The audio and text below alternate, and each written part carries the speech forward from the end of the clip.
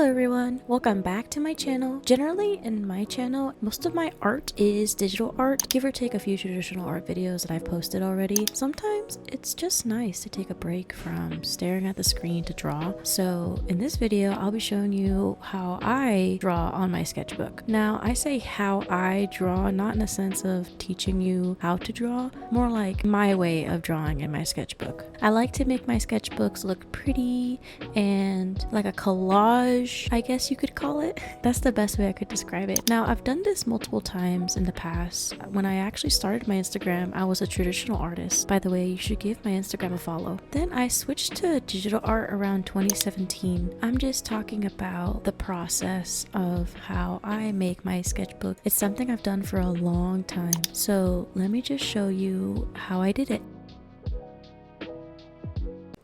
Of course, I start with the sketchbook in question.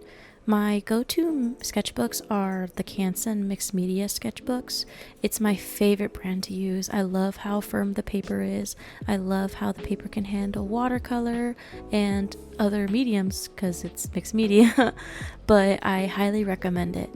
Throughout this video, I'm going to be sharing the supplies that I use and or used for this video. The links will also be in the bio, so if you're interested in getting them, I recommend it. Usually I have ideas for what I want to sketch, but sometimes I don't. This time is one of those times that I didn't have a set idea. I just really wanted to draw a man holding a grocery bag, as well as some close-up on hands and eyes, because I just love drawing hands and eyes.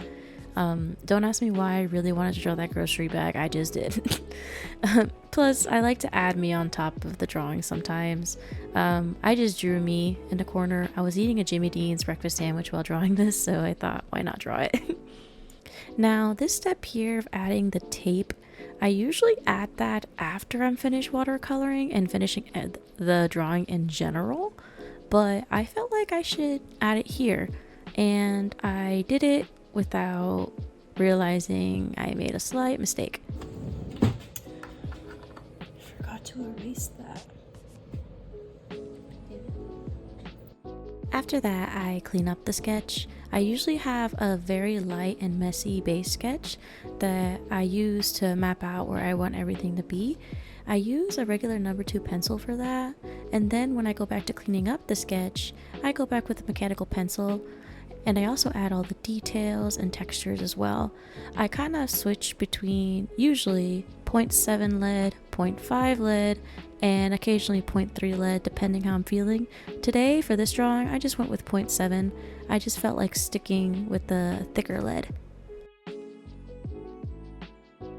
Once I'm happy with the sketch, I start to color. I used koi watercolors for this piece. I usually prefer koi and or Winsor Newton for my watercolors. They're just my favorites when it comes to using watercolors. The colors are always vibrant, they're easy to work with, and I just highly recommend those two. Again, link in bio for the ones I usually use. I map out the skin colors, leaving gaps to mimic the highlights, using the paper's negative space as a natural highlight. It really brings the drawing from looking 2D to making it look more 3D. Then I go and add the colors for the clothes, hair, and everything else.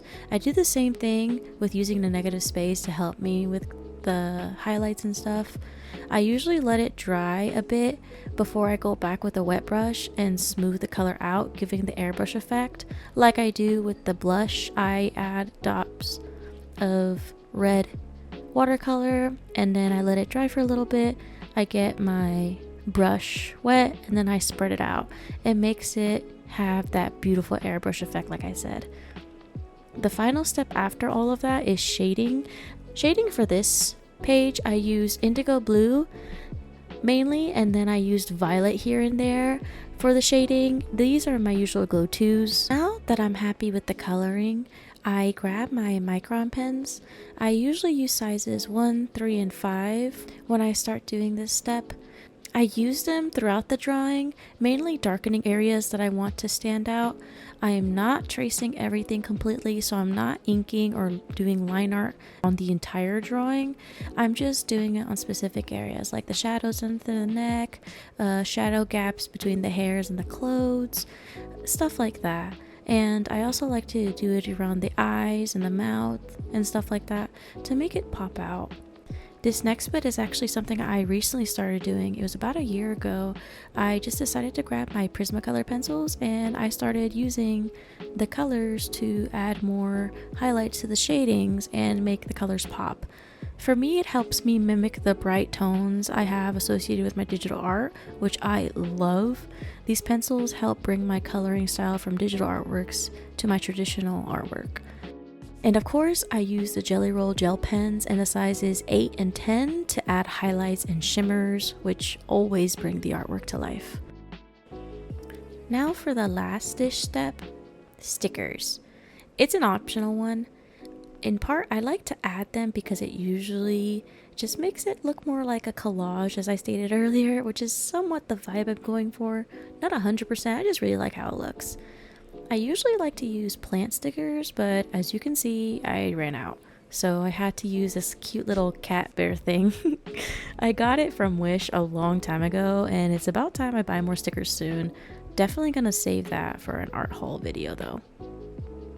And here's the final piece. I'm bringing the sketchbook close to you so you can see it a lot better. I started my Instagram, as I said, as a traditional artist, so a lot of these techniques and step processes have been what I've been doing for years. And I'm going to show you some of my older pages that I mentioned earlier. I've done this for years, as I stated. As you can see, I just keep perfecting what I did.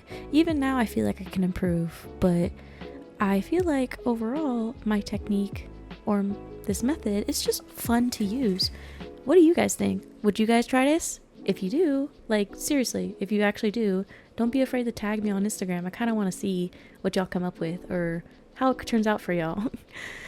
But definitely let me know in the comments below what you think. It really is nice every now and then to have a traditional art video up and to just do traditional art.